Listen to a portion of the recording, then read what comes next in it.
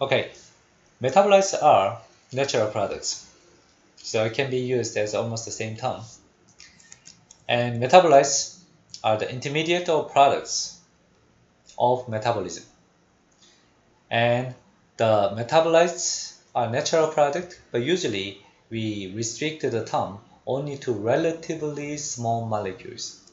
Now here's one question that, how small is the small we consider? So usual conventions, the metabolites are usually the organic molecules with less than of 1,500 molecular weight. Those molecules we call usually metabolites. And those metabolites are divided into two categories. The first one is the primary metabolites. So these primary metabolites are directly involved in our normal growth or development and reproduction. Interestingly, there are another class of metabolites. Seems like they are not directly involved in those essential processes, but usually has important ecological function. Ecological means it's kind of in the relationship with other species or environment. Okay, this is somehow indirectly help us to survive. Those are classified as secondary metabolites. Primary metabolites are easily we can think. All the building blocks that we use to make our body. It can be amino acids and lipid acids and carbohydrates and nucleobases. Which one is direct product of genetic information here? Can you figure out? Direct product of genetic informations are protein, right? And amino acids are building blocks of those protein. But if you think again, proteins are made of amino acids, but the genetic information does not have direct the information how to make the amino acids. Then synthesis of amino acids is performed by enzymes, and genetic information only define the structure of enzymes. That means after those machinery system is built and they find its way how to make the amino acids and how to utilize it to combine them into protein. And if protein itself is not good enough, then we need to add fatty acid or carbohydrate and also build up those DNA, RNA type of genetic material itself. Then we need to have ribose, we need to have a bases, and we need to have the phosphate bond kind of things. So this kind of basic materials, building blocks, which has been used for direct the constructing our body and direct the survival of the role, those metabolites we call primary metabolites. In comparison, secondary metabolites are, seems like even though we don't have them, we don't die right away. But it has some long-term effect. If you don't have it, then we have a problem for the survival.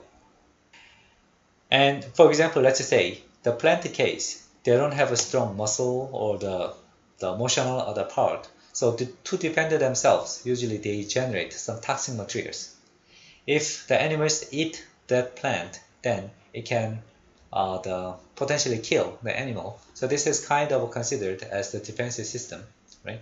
So this kind of material is very common source of the secondary metabolites and some of those natural products we use as drugs. Material itself was synthesized to defend the plant, but that subject of those effect of those molecules can be animals or the insects or other fungus or bacteria. Then those common enemies, if they can attack our body too, then we can utilize those natural products to defend ourselves too. That's how this natural product has been used, the sources of traditional medicines.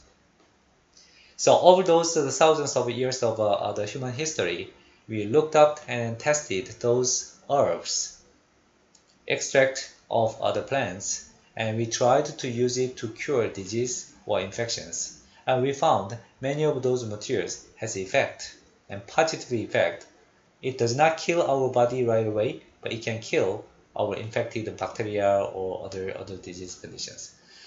About the middle of those 20th century, now we found very modern other drugs such as penicillin or sulfa drugs, and we started to understand those structure and also its impact into the biological other activity, and we started to modify those natural product structures to make it easier.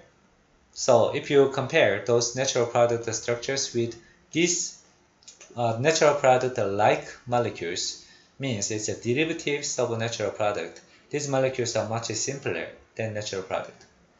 So by understanding those most important part of those activity from natural product, we can just take that part and develop synthetic pathways to make simpler molecules, but which has almost the same activity or sometimes even better activity. So those kind of generation of those molecules, natural product-like compounds, is the initiation of modern drug discovery. Maybe small molecule drugs. These molecules are key toolboxes for chemical biologists.